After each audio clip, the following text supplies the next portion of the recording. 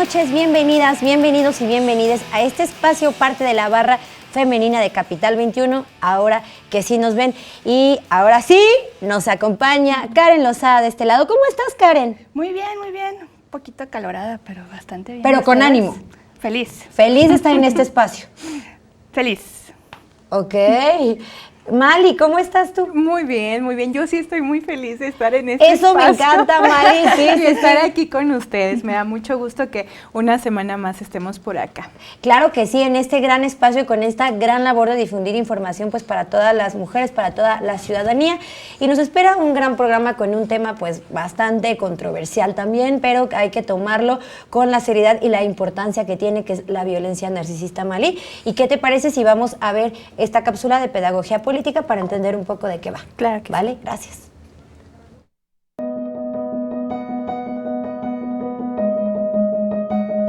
Cada año miles de mujeres en México viven una forma de violencia silenciosa, invisible pero devastadora. No deja moretones en la piel, pero sí heridas profundas en la mente y el corazón.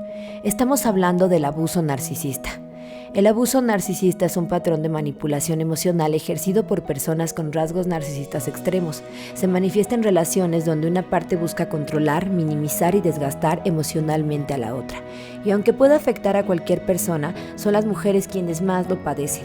Según datos de la Encuesta Nacional sobre la Dinámica de las Relaciones en los Hogares 2021 del INEGI, el 66.1% de las mujeres mexicanas ha experimentado al menos una forma de violencia emocional, económica, física o sexual en su vida. De ese porcentaje, el 49.7% ha vivido violencia emocional, muchas veces ejercida por sus propias parejas. El abuso narcisista está oculto en frases como «¿Estás loca? Eso nunca pasó». «Si me amaras, harías lo que te pido». «Eres demasiado sensible, todo te afecta». Son frases que desestabilizan, que hacen dudar, que minan poco a poco la autoestima. Es el gaslighting, la manipulación, la triangulación, el aislamiento, tácticas que se repiten y repiten hasta que la víctima ya no puede reconocerse. El agresor narcisista suele mostrarse encantador al inicio, atento, seductor, idealizado, pero pronto esa fachada se cae y aparece el ciclo de idealización, de evaluación y descarte. Y muchas veces esa violencia no se denuncia, porque no hay golpes que probar, porque el daño está en lo invisible. A menudo no se reconoce como violencia porque nos enseñaron que el amor duele, que el control es celos y los celos una forma de querer. Pero el amor no duele, amar no es anular, no es callar, no es temer. Es momento de visibilizar este tipo de abuso, especialmente en un país donde 9 mujeres son asesinadas cada día, porque el abuso narcisista puede ser el primer eslabón de una cadena mucho más larga y peligrosa. Recuerda, no estás sola. Ahora que sí nos ven, nombrar el abuso es el primer paso para romperlo.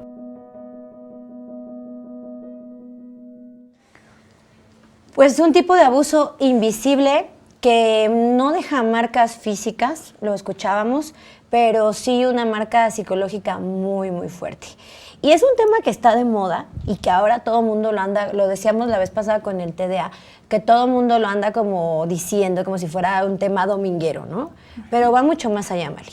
Sí, que yo creo que mencionarlo, como que caer en este vicio del autodiagnóstico, tanto como de manera personal, como diagnosticar a los otros, a las otras, a los otros, como, ay, es que él es narcisista, o él es bipolar, o él es lo que sea, sin realmente tener como un respaldo médico, psiquiátrico, de algún especialista que realmente nos dé pues este diagnóstico, es grave, porque siento que al dar diagnósticos así como tan a la ligera, pues se invisibiliza a quienes realmente pueden tener esta condición, y además se invisibiliza a quienes pueden ser las posibles víctimas también de personas con esta condición del narcisismo. Y creo que también es bien importante, para ir empezando, no confundir el narcisismo con la megalomanía, ¿no? Claro. Que de pronto al hablar de narcisismo podemos pensar o entender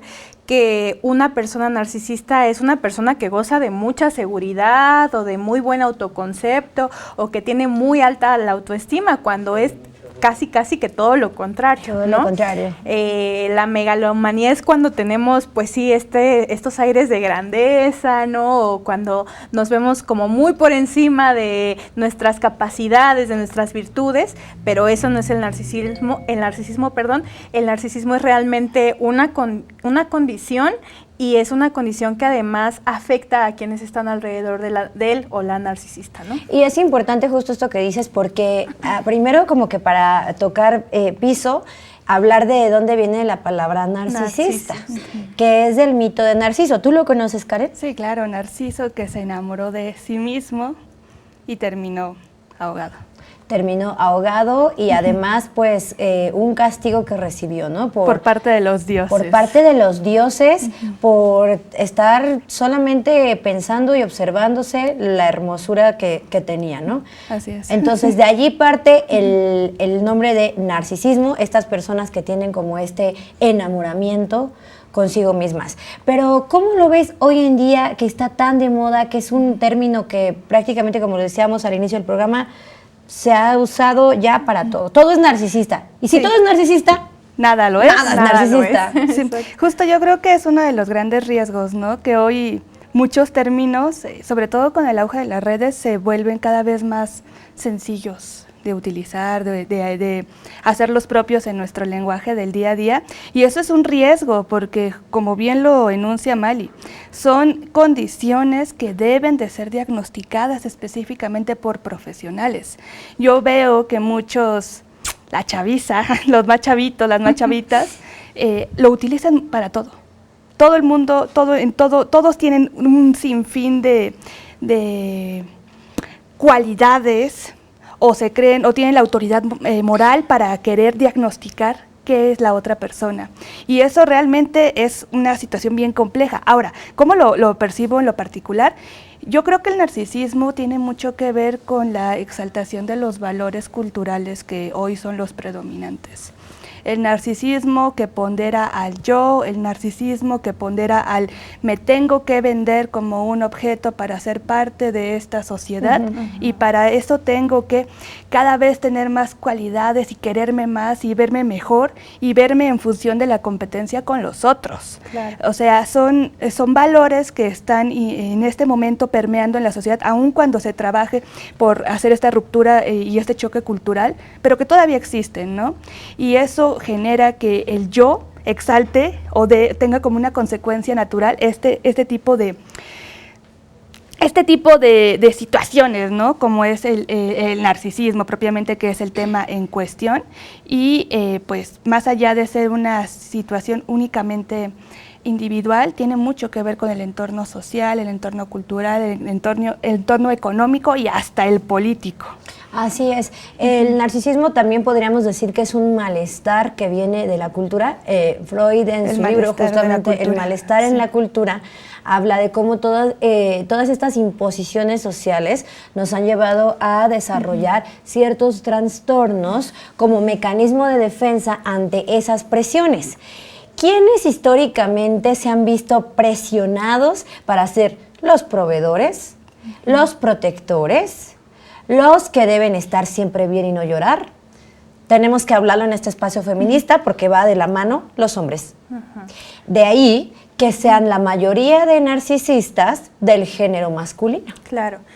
Yo pienso que justo como estoy totalmente de acuerdo con lo que comenta Karen, es una cuestión también de cómo se socializa al individuo desde que es muy pequeño, ¿no? También dentro de los feminismos se menciona que a los varones se les educa desde muy pequeños como merecedores del todo, ¿no? Mientras a las mujeres pues nos cuesta mucho más trabajo sentirnos merecedoras o ser merecedoras per se a nivel social, ¿no? De cualquier logro, de cualquier mérito, de cualquier adulación.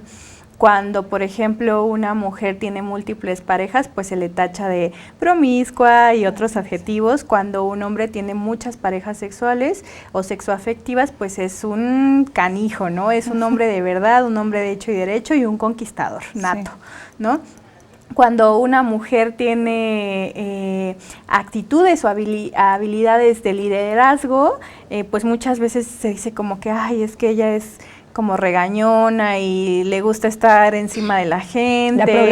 La problemática, ¿no? Y cuando un hombre tiene esas mismas actitudes, pues es un líder, ¿no? Tiene carácter. Tiene carácter Sí. fuerte y entonces hay que respetarlo, ¿no? Ajá. Entonces creo que desde ahí viene también como esta, pues esta desigualdad en la conceptualización de lo que representa ser un hombre y ser una mujer, y cómo eso desde muy, muy pequeñas y muy pequeños nos va formando psicosocialmente, ¿no?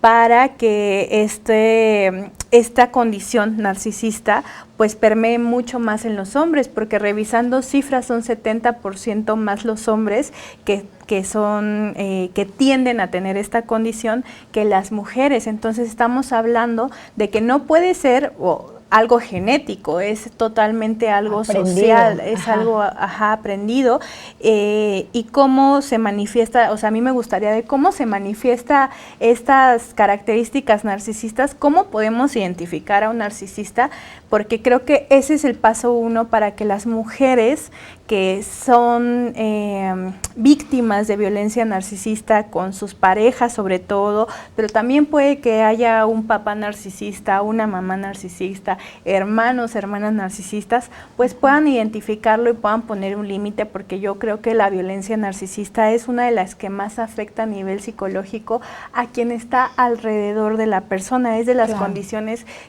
psicológicas o psiquiátricas que más afecta al entorno, ¿no? Exactamente, allí caminando hacia las violencias, me gustaría que entráramos, ya estamos en el piso de qué es el narcisismo, cómo lo vivimos. Ahora, me gustaría mucho también evocar un libro que se llama Amor Cero, que habla de los psicópatas integrados, que justo va en este sentido, en lo que decía Mali. No siempre es una pareja, Karen.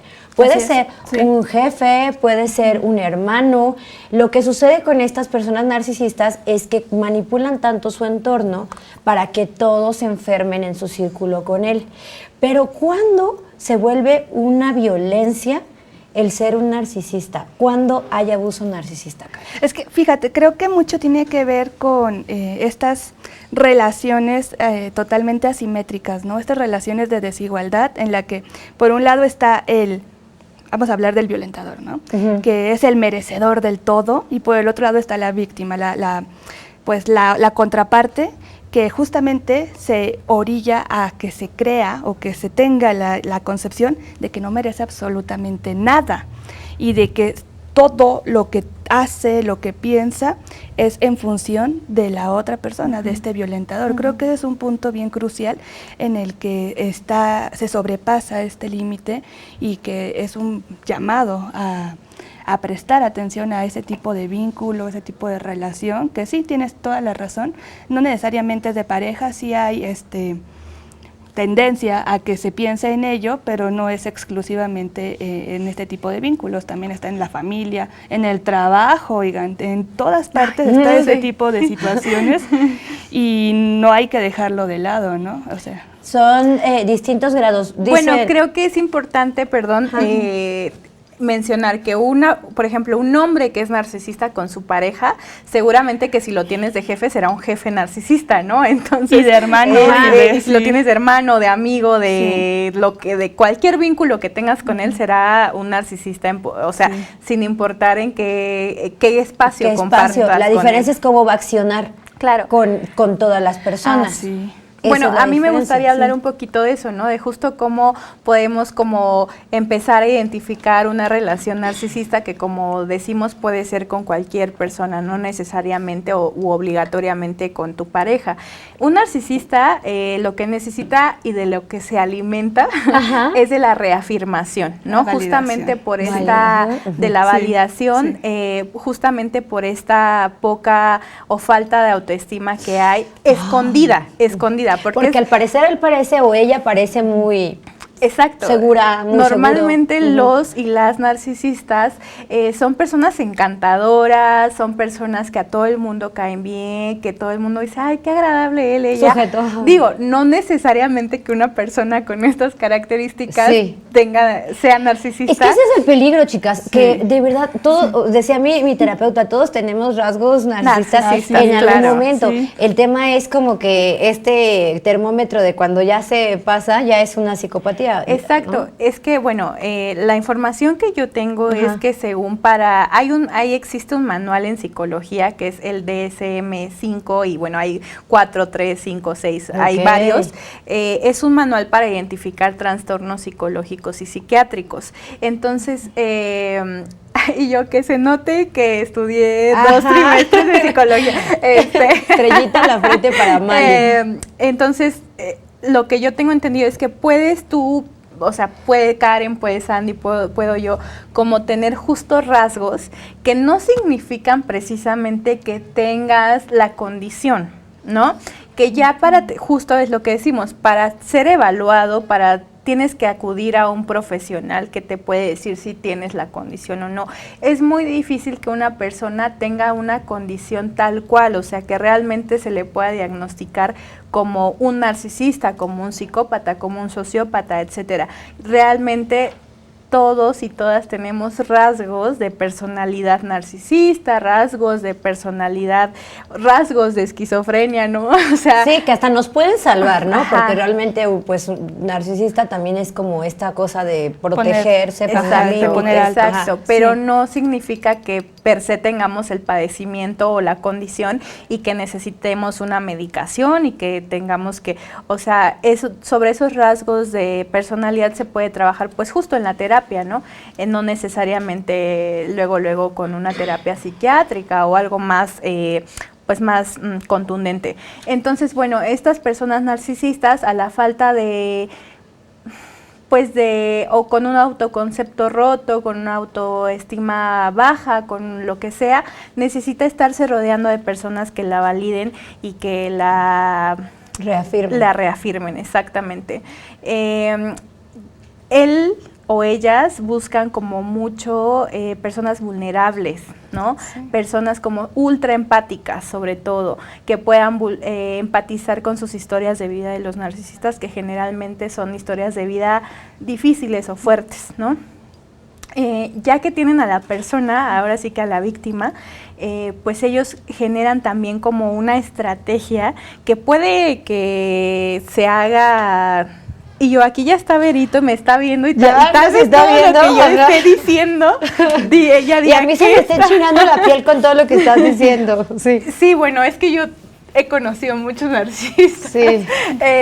Entonces, ya que tiene como a la víctima identificada, pues va como que generando una estrategia, ¿no? Una estrategia y ciertas actitudes o acciones que van como que creando ese vínculo que la otra persona, la ultra empática, puede sentir como, wow, nunca había sentido esta conexión, es el amor de mi vida, o bueno, ¿no?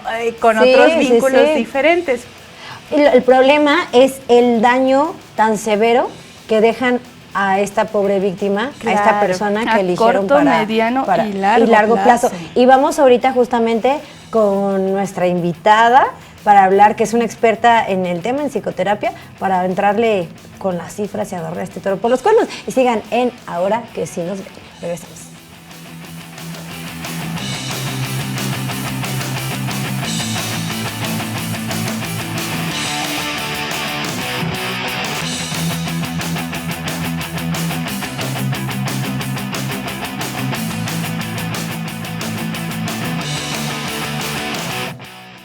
Pues una semana más salimos a platicar con la ciudadanía y nos encontramos en la colonia San Rafael. Vamos a platicar sobre qué opina la gente sobre la violencia narcisista. ¿Es un problema de género? ¿Es un problema?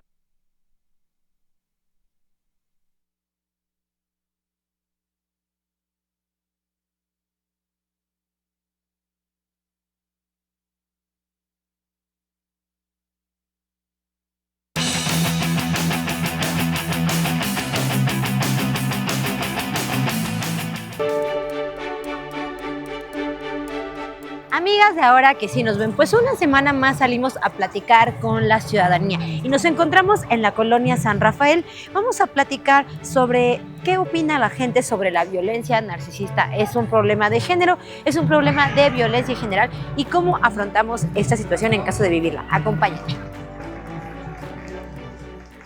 ¿Sabes qué es un narcisista? Pues hasta donde tengo entendido es la persona que piensa solo en ella, ¿no?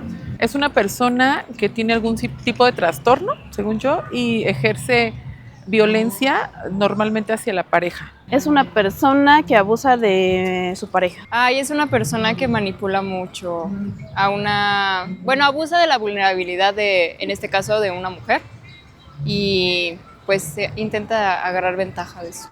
¿Crees que la manipulación dentro de una relación es violencia?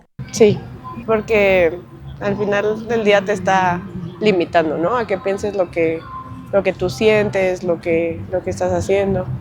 Entonces es violencia al final del día. Claro, porque estás encaminando a la otra persona a hacer algo que no quiere hacer o que tal vez tú quieras que haga a través de chantajes o de cuestiones emocionales. Sí, porque es como un conjunto de violencia de todos los tipos. Es física, emocional, psicológica. Sí, porque yo tuve violencia psicológica, económica, física también. ¿Sabrías identificar si tu pareja tiene rasgos narcisistas? Tal vez sí, pero muchas veces no lo quieres ver, ¿no? Yo creo que ahorita está como muy de moda, creo, como que todo encaja y todo lo encasillamos en narcisismo, pero a lo mejor puede ser no narcisismo, sino otro tipo de patología o de heridas internas que a lo mejor se tienen y que no se trabajan. Sí, porque ya he tenido parejas narcisistas, porque son manipuladores, como psicópatas, realmente no tienen empatía con otra persona y no les importa el abuso que ejerzan en otra. Después de 1 año y medio de terapia, como que los he identificado más. ¿Crees que el narcisismo es un problema de género? No, yo creo que mujeres y hombres. Sí, no hay un género en específico. Creo que puede ser de ambas partes, solamente que viviendo en una sociedad muy patriarcal donde el machismo está todo lo que da y a los hombres se les permite mucho más que a las mujeres, creo que de ese lado es más tendencioso a que los hombres puedan ejercer ese poder. No, también las mujeres, pero es más común en los hombres. No, hombres y mujeres. Sí me ha tocado conocer a mujeres narcisistas. Como cada semana, qué interesante escuchar a la ciudadanía y bueno, me da mucho gusto presentar, ya está con nosotros nuestra invitadaza, ya es la segunda vez que nos acompaña porque realmente nos ha encantado todo lo que nos ha podido enseñar y aportar acá al programa. Es Verónica Corona, ella es psicoterapeuta, sexóloga, tanatóloga con perspectiva de género. ¿Cómo estás, Vero? Bienvenida. Bien, muchas gracias, muy feliz de estar aquí nuevamente con ustedes. Ay, muchas gracias por acompañarnos y bueno, pues ya sabes que tenemos acá nuestro ritual del brindis con agüita. Claro. El brindis. Perfecto, y porque ya es la segunda vez que estás acá. Claro, qué felicidad. Es nuestra profesional de la salud mental, Verito, de aquí de cabecera, de ahora que sí nos ven. Y el tema de hoy, Verito, ay no, estamos vueltas locas porque está de moda y entonces decíamos al inicio del programa, si todo es narcisista, nada es narcisista. ¿Y qué es un narcisista, Verito? Claro, bueno, creo que está de moda más bien utilizar conceptos de psicopatología para todas las cosas que nos parecen extrañas del comportamiento de las personas, ¿no? Así hay personas que se autodiagnostican como, yo soy TOC, ¿no? Sí, sí. Y obviamente en las relaciones de pareja donde hay mucho juego de poder puede suceder que una persona diga de la otra es que tú eres narcisista, ¿no? Entonces creo que vale mucho la pena entender que son conceptos que tienen una diferencia incluso médica. Tú decías hace ratito acerca del Manual Diagnóstico y Estadístico de Enfermedades Mentales, el DSM, famosísimo de la psiquiatría, ¿no? El DSM, que va en su 5ª edición, tiene una taxonomía muy clara para los trastornos de la personalidad. Hay 10 trastornos de la personalidad y uno de esos es el trastorno narcisista. Pero ese trastorno hace imposible la vida, es decir, los trastornos de personalidad son una serie de síntomas que hacen imposible la vida normal. Son personas que tienen afectadas las áreas social, laboral, familiar, o sea, son personas que necesitan medicamento, que necesitan atención psiquiátrica, acompañamiento psicológico y una serie de elementos para poder tener más o menos una calidad de vida. En cambio, lo que hablamos, también lo decías muy bien, son rasgos de personalidad que efectivamente tenemos todas las personas. De repente somos un poco obsesivas con algo, de repente somos un poco dependientes, a veces un poco evitativas, a veces un poco narcisistas. El problema en las relaciones es que está basado en narcisismo en situaciones de poder, de manipulación, de explotación y de poca empatía. Ahí es cuando se convierte en la violencia narcisista de la que estamos hablando. Pero ¿cómo se identifica esa pequeña línea que estás exponiendo? El gran problema de la identificación es que estamos esperando como que las personas puedan darse cuenta de cómo son narcisistas, y eso no se puede, porque una de las características de este rasgo de personalidad es que la persona tiene un egocentrismo tan alto que no puede asumir que tiene defectos, errores, y por supuesto jamás llegaría a terapia a pedir ayuda. Esto es un rasgo muy importante. Una persona que tiene estos rasgos de personalidad no va a decir estoy muy equivocado, no sé cómo le estoy haciendo o cómo puedo mejorar mi relación de pareja. No, esta persona dice es que tú estás equivocada, es que tú tienes la culpa, es que todos hacen cosas contra mí, y de hecho pueden tener ideación paranoide de repente, de pensar que hay complots, de que se le juzga demasiado y que es un incomprendido o incomprendida en todo caso. Eso, la parte, por ejemplo, que comentas de no poder relacionarse socialmente o laboralmente, yo sí conozco a alguien así, sí, de verdad, o sea, una persona que el problema era siempre alguien más, ¿no? Sí. A la fecha no tiene trabajo, claro, sigue con esta cosa de todos me ven mal, todos me hacen cosas, pero tienen una incapacidad así exacerbada para verse a sí mismos. Sí. Que es que tú le puedes estar diciendo, pero es que vete, no lo pueden, de verdad, no lo pueden ver. Y le huyen a la terapia. Claro. Sí. Justo antes del corte, Vero, estábamos como comenzando a platicar de las estrategias como tan premeditadas que de pronto los y las narcisistas pueden aplicar pues para a las personas que ven como víctimas, ¿no?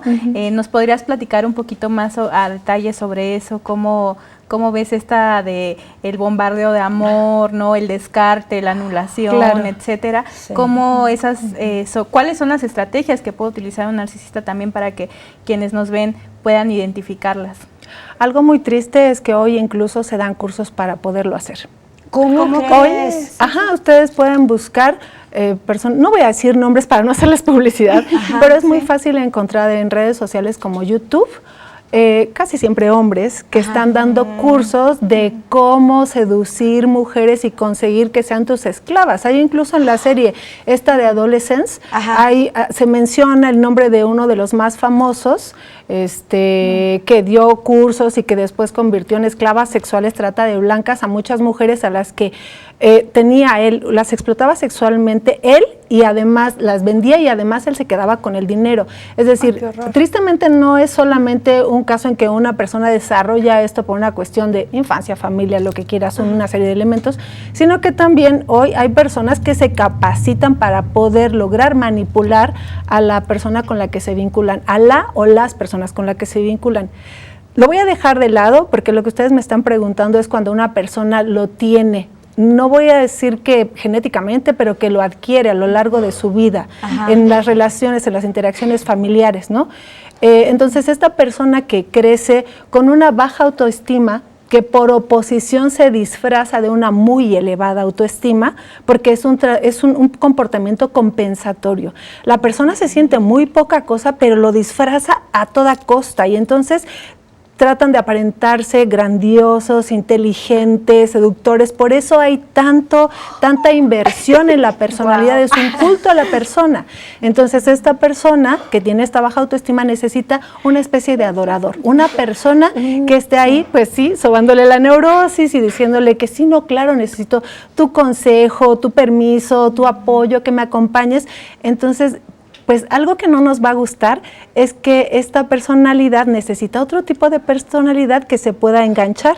No todas las personas pueden ser víctimas. Sí es cierto que en el inicio podría ser algo muy seductor para todas, pero que irremediablemente una persona que tenga una autoestima un poco más sana va a decir, esto no está bien, y se va a salir de ahí. Pero hay otro tipo de personalidades que sí van a hacer match perfectamente, y ahí es donde van a entrar estas características de las que hablas. Van a ser love bombing, ¿no? Por momentos, muchas atenciones, mucho amor, muchos detalles, cancioncitas en el teléfono, estar alrededor tuyo y de repente, ¡pum!, desaparecer. a esta persona no te vuelve a hablar. Y estos estímulos aleatorios crean en nuestro cerebro dependencia. Es como lo que pasa en el casino.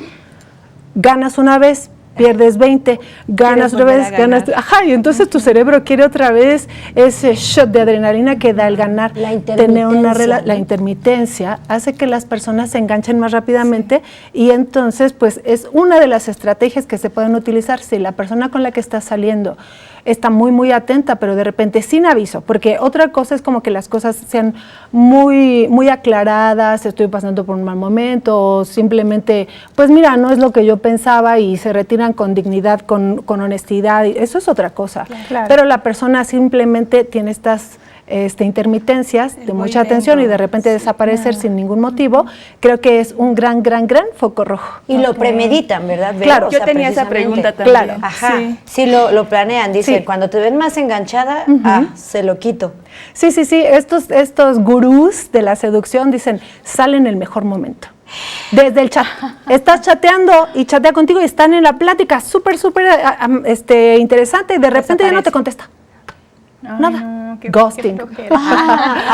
Luego viene esa parte, la intermitencia, bueno, el love bombing que decían, luego, ¿cuál era otra fase? Anulación. La anulación. Claro, sí, porque al final de lo que se trata es que tú sepas que tú no eres tan inteligente, no eres tan capaz, tú no tienes comparación con esa persona. Entonces, siempre, además tus necesidades no son tan importantes como las de él, ¿no? Estoy hablando en este caso de una relación en la que, digamos, heterosexual, él es... Porque estadísticamente son mucho más narcisistas los hombres. También hablaban de eso antes del corte, de cómo la educación favorece que los hombres sean más centrados en sí mismos, en sus necesidades, se les toleren más los berrinches, puedan hacer pataletas y quieran imponer su deseo desde la crianza, ¿no? Entonces, claro, desarrollan más fácilmente este tipo de rasgos. La anulación, justo entonces antes de continuar con las preguntas, a Vero, quiero, como todos los días, como cada lunes, compartir un datito, que es que el 70.1% de las mujeres mexicanas de 15 años o más han experimentado al menos un tipo de violencia a lo largo de su vida y 51.6 han sufrido violencia por parte, una violencia narcisista. O sea, la mitad de las mujeres mexicanas. Muchísimo. Es que es una violencia como silenciosa que está allí, ¿no? Sí. Yo tengo dos preguntas. La primera ¿es determinante que siempre se tiene plena conciencia de este método o esta forma de actuar? O sea, ¿siempre se tiene plena conciencia o también hay casos en los que se tengan es una patología, ¿verdad? Puede ser. Y no se tenga conciencia de ello? O sea, ¿cómo funciona eso? Esa es la primera. Y la segunda es el tema estructural. El narcisismo en términos estructurales hoy se tiene más presente que en otras épocas. De ser así, ¿por qué? Y de no ser así una constante estructural, ¿por qué? Me gustaría comenzar por la segunda. El tema de la estructura tiene que ver con que hoy podemos tener esta taxonomía diagnóstica que antes no existía, ¿no? Entonces, eso hace que podamos... mira, tiene estos criterios, este criterio, claro, pues entonces es tal, ¿no? Esa taxonomía no existía antes, sino que era normal. A ver, estamos hablando hace 100 años, no nos vamos muy lejos, siglo pasado. Era normal que el esposo llegara gritando las necesidades de la esposa, nunca importaran. Yo conocí personas que el esposo ponía el pie en la silla para que la esposa le amarrara las agujetas. Si a la esposa le dolía la espalda o no, ese era tema de la esposa. Él necesitaba que ella le pusiera los calcetines, le amarrara las agujetas, por supuesto le atendiera como Dios cuando llegaba de trabajar, a la mesa, a la sal, todo lo que quieras. Entonces, este rasgo que nos parece narcisista, en ese tiempo era natural, ¿no? Entonces, claro, lo que estamos hablando de la estructura tiene que ver justamente con la posibilidad de la identificación, con todo el trabajo feminista que se ha hecho para que podamos entender que tenemos derechos, que somos, dice una de las definiciones que más me gusta de feminismo, es que es la idea radical de que las mujeres somos personas, ¿no? Entonces, esto con respecto a tu segunda pregunta, regrésame a la primera, por favor. Sí, se tiene plena conciencia en todos los casos de esta ruta, esta guía. Claro, cuando hablamos de un trastorno de personalidad es inidentificable, la persona no lo sabe. solamente siente esta necesidad de vincularse de tal o cual manera, no lo puede identificar. Son las personas que viven alrededor, las que viven como toda esta frustración y el sufrimiento constante de la persona que no puede desarrollar vínculos estables a largo plazo, que se vive en una gran soledad, porque al final una persona que siempre, a ver, vamos a hablar de un trabajo.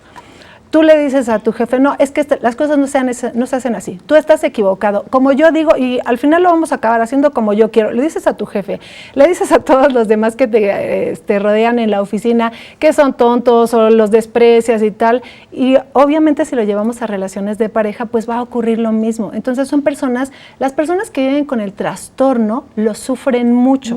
No lo pueden ver. Parece que eso es normal y además, como siempre ha sido así, no lo pueden identificar. Ese es el caso del trastorno. En el otro caso, diría que hay dos variantes. Una, en la que la persona solamente fue muy consentida de chiquita, sobreprotegida, se le satisfacieron todas sus necesidades inmediatamente y no desarrolló tolerancia a la frustración e incluso aprendió a explotar a su entorno, que eso es, como, digamos, lo natural porque ocurrió de una forma gradual durante todo su crecimiento.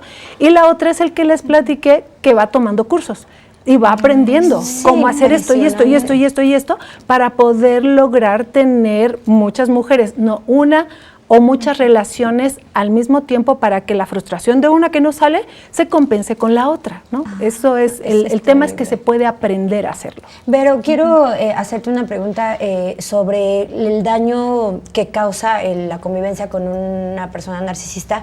Estaba leyendo y me gustaría que tú me confirmaras la información, que sí hay un daño a nivel estructural.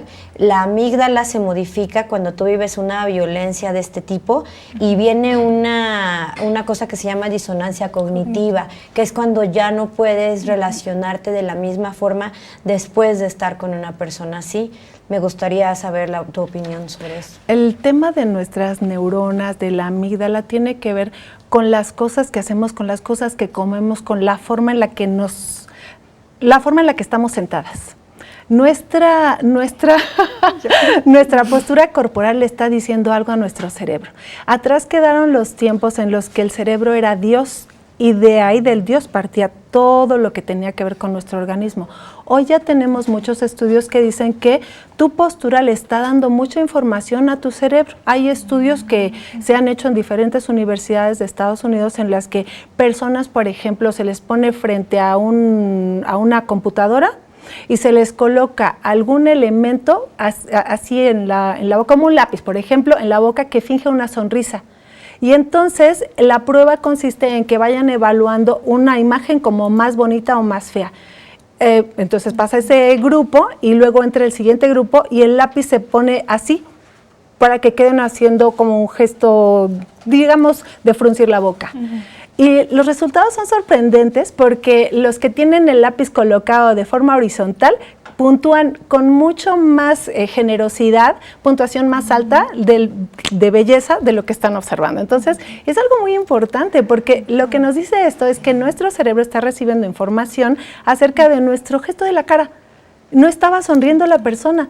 Entonces también, si tú te sientas erguida, si caminas agachada, si estás todo el tiempo con la carita hacia abajo, esto está afectando todas las conexiones neuronales. Wow. Claro que, imagínate, vivir en una relación en la que tienes mucha violencia todos los días, descalificaciones, explotación, tú no importas, solo importan las necesidades ajenas, por supuesto que te altera, porque también se producen otras hormonas que hacen que te vuelvas de alguna forma adicta al maltrato. Lo puse entrecomillado porque a nadie le gusta el maltrato y sin embargo, estas relaciones son muy difíciles de dejar.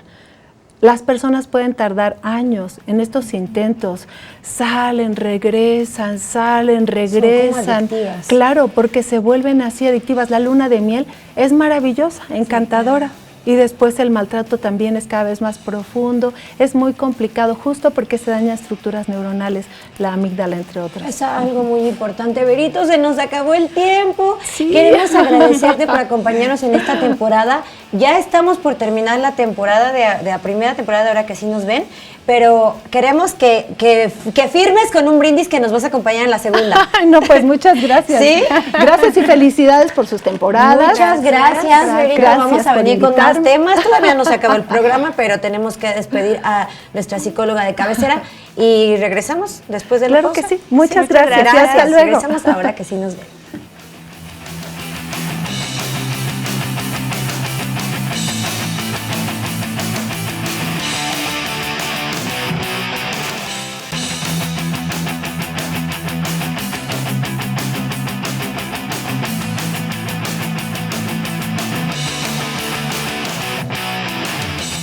Ya estamos de regreso con Verito González. Hoy no paramos de las Veritos. Ya sé, somos muchos Verito? Veritos. Oye, no, muy bien. Gracias por invitarme aquí ahora, que si nos ven.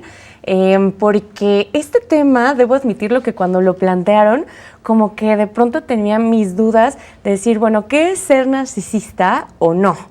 Ajá, entonces, un poco me costó ahí trabajo para no irme a lo más radical de los narcisistas, con American Psycho. Que es como el dios narcisista. El epítome del narcisismo. Sí, ¿no? Y aparte es psicópata, ¿no? Sí. Y encontrar ahí un punto medio de una película que fuera también actual y que tratara estos temas, ¿no? Y, ¿Cuál nos fuimos? Y por ahí, claro, discutíamos ahora de Enferma de mí, Sick of Myself. Sí. Esta película noruega del 2022 por un director joven, esta fue su ópera prima, Christopher Borgli. Okay. Y esta película muestra a nuestro personaje principal, una mujer llamada Signe, que tiene una necesidad muy grande por ser reconocida. Uh-huh. Ella quiere ser reconocida, quiere ser observada, trabaja en un bar como barista, trabaja en un café como barista. Y de pronto vemos desde el inicio de esta película la relación que tiene con su pareja, con Thomas. Artista. Él es artista plástico. Es todos los ojos en mí, ¿no? Entonces, como que esta relación entre ellos es un poco sí de dependencia, pero también de mucho celo profesional, ¿no? Sí. Ella no puede soportar que Thomas empiece a ser reconocido en el mundo del arte y tiene esta necesidad por llamar muchísimo la atención, al punto en el que no le importa poner en riesgo su vida para lograr estos reflectores, ¿no? Y es ahí en donde, esto no es parte de la sinopsis, no les estoy spoileando absolutamente nada, pero ella empieza a consumir un fármaco que le provoca ciertas reacciones en la piel. Entonces, como que los doctores no saben muy bien de qué se trata, es una enfermedad rara, y ella empieza a compartir esto en sus redes sociales, porque ahora que hablaban del mito de Narciso, que se reflejaba en el río, en el agua, pues ¿cuál es nuestro espejo actual? Las redes sociales. Y es ahí de pronto en donde se puede buscar estos reflectores, estas llamadas de atención, ¿no? De pronto, aparte es un mecanismo que pues todos lo conocemos, te da una recompensa muy fácil a través del like, a través del comentario, a través de los comentarios, ¿no? Entonces, claro, esta película, que es una comedia negra, tú decías que no te había gustado mucho, te había incomodado. Sí, no, a ver, no me gustó, porque justo Vero latinó a decir que es una película incómoda de ver, claro. Y creo que eso es lo que no me gustó que me pusiera incómoda, porque además de que conforme la enfermedad esta que le da a la chica va avanzando, la piel se le va lastimando, sí. Y hay momentos en el que te muestra como la piel casi que al crudo, y también yo creo que me incomodó porque yo esa, no es cierto. Porque creo que siempre es incómodo confrontar cosas con las que de pronto podemos identificarnos, ¿no? Pienso yo que no soy narcisista, quiero pensar más bien, pero sí creo que todos, como bien nos comentó nuestra psicoterapeuta Vero, todos en algún momento podemos tener como estas características que siento también que pueden ser funcionales en algún momento de nuestra vida como para en un instinto casi también de supervivencia, ¿no? Sí. Y ¿sabes qué? Es como una crítica también bien fuerte a esta tiranía, ¿no? De estar permanentemente expuestos. Claro. Me gusta mucho Así es. esta analogía del espejo actual de las redes sociales porque es bien cierto. ¿De qué mejor forma buscar la validación que a partir de la proyección de ese yo que quisiera ser y que puede salir a relucir a través de las diferentes redes sociales, ¿no? Creo que es una crítica también bien fuerte desde ese ángulo para no perder de vista y que es algo bien actual, ¿no? ¿Quién está exento de las redes sociales? O sea, es algo que ya es parte de nuestra vida y que viene a agudizar o a hacer visible, como bien nos dijo nuestra psicóloga, este tipo de situaciones tan complejas, ¿no? Y a mí sí. tampoco me gustó mucho porque también me generó mucho escozor Claro. y ver Me tan gustó. crudas las Por imágenes. eso. Y justo Y es que, sí, o sea, que nos incomode Eso. tiene que ver con el género al que Con el pertenece esta género. película. O sea, la comedia, esta es una comedia negra, entonces es como si vieras todo en un espejo distorsionado, ¿no? Ok, sí. Entonces todo es muy exagerado. Lo de la piel de pronto sí dices, híjole, es tan necesario ver esa afectación, Sí, ¿no? sí. Y es que es parte del género al que pertenece, ¿no? Claro, Entonces, sí. una buena comedia tiene esta crítica social. Sí. Y aquí la vemos tanto para las personas narcisistas como para el uso y esta atención que recibimos en las redes sociales, ¿no? ¿Qué tanto estamos dispuestos a hacer para tener ese reflector? ¿no? Es que es yo diría, pónganlo aquí en los comentarios, aquí abajo, ¿qué es lo más extremo que han hecho por ser el centro de atención? O sea, la otra vez lo platicaba justo en terapia, cómo los humanos podemos hacer tantas cosas inconscientemente para ser el centro de atención y que nos terminan lastimando demasiado. Como lo dices bien, Signe, bueno, es un personaje de comedia negra que está ahí, pero llega a lesionarse a un grado extremo.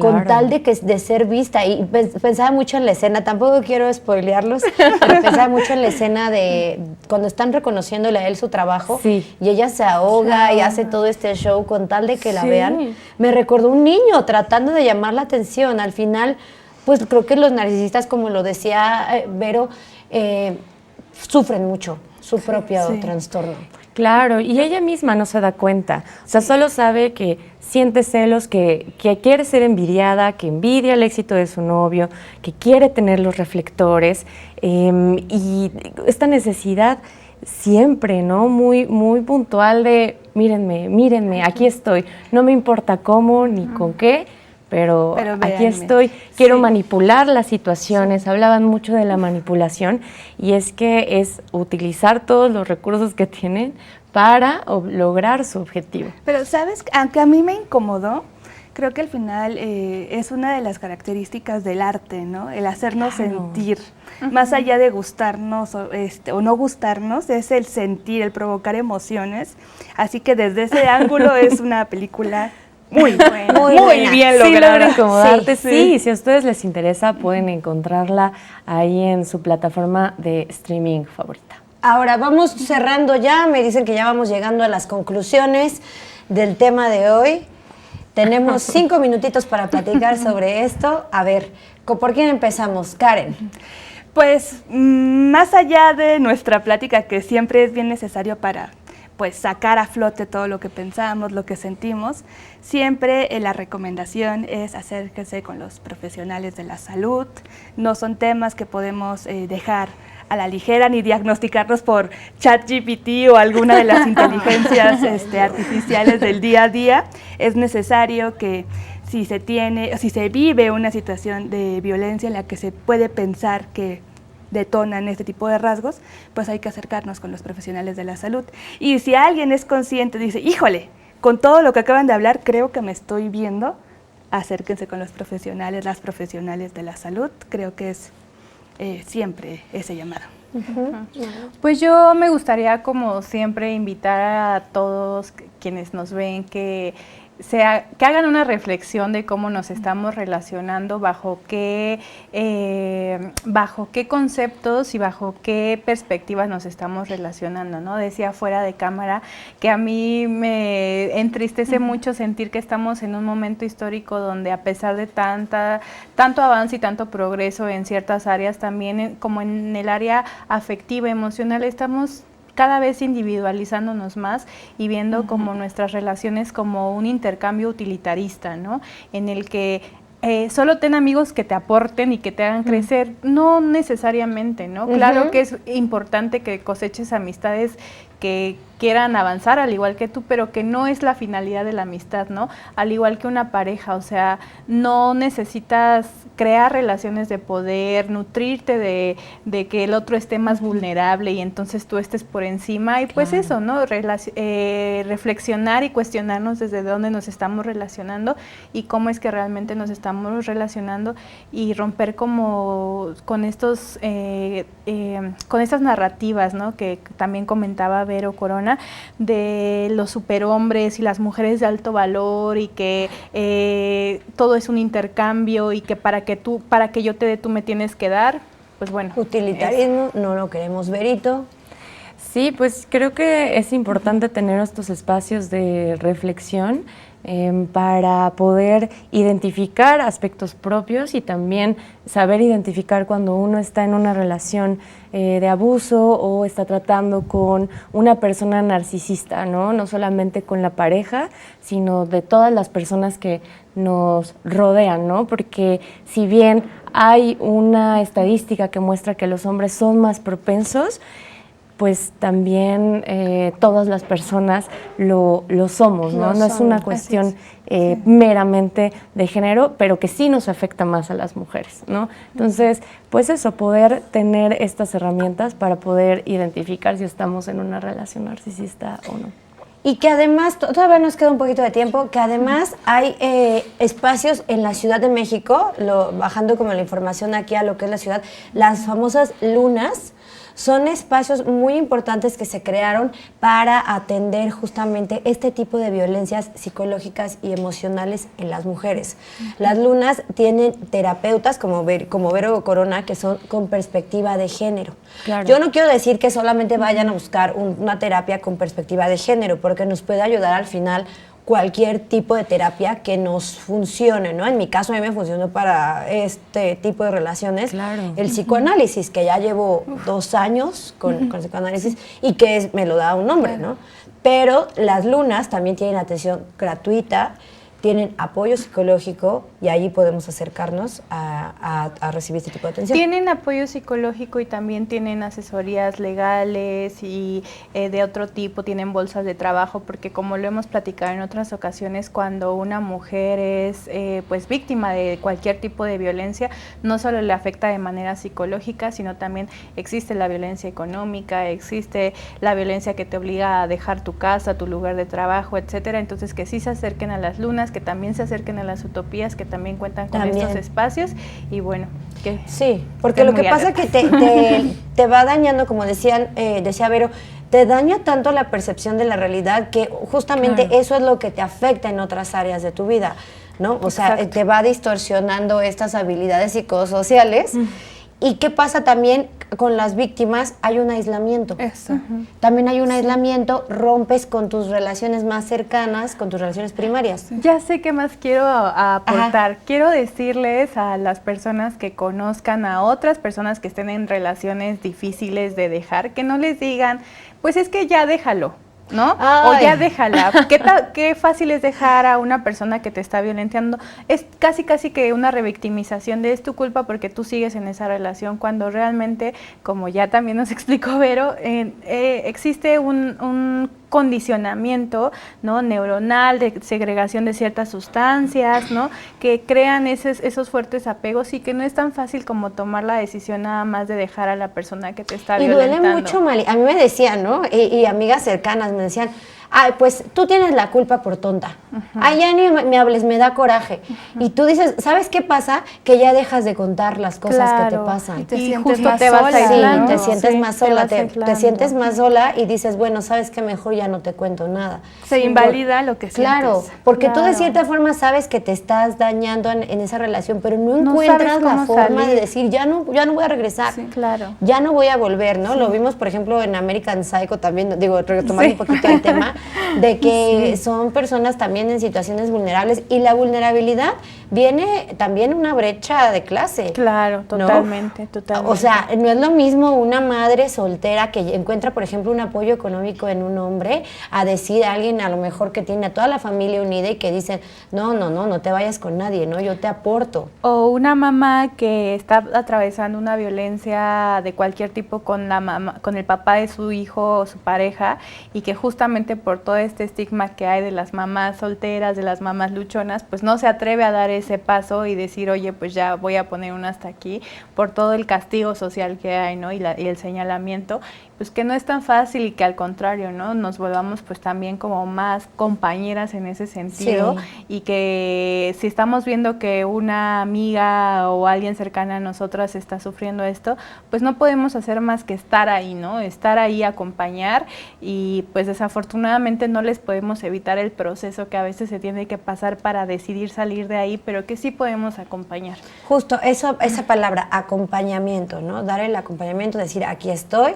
el día que quieras voltear a verme, aquí voy a estar, Exacto. nada más estoy acompañando tu proceso, sin el juicio, que ya el juicio lo vamos a tener por parte del violentador. Exacto. Y de gran Ajá. parte de la Y de sociedad, gran o parte sea, de la sociedad. está bastante fuerte el juicio moral Ajá. que engloba esta Sí, sociedad. que muchas veces es, Sí. estás ahí porque te gusta, estaban ahí porque Porque querían, quieren, porque ¿no? quiso. Sí, como lo hemos visto en tantos casos que lamentablemente pues han terminado en tragedias, y pues no solo en nuestro país, ¿no? A nivel global. Afortunadamente aquí en la ciudad pues ya tenemos avances. Se nos acabó el tiempo, chicas. Ahora sí, ¿qué les parece si un brindis? Porque ya estamos en nuestro penúltimo programa, básicamente, de la temporada. Y muchas gracias por acompañarnos. Sigan con la programación de Capital 21. Hasta luego. Que hagan eso.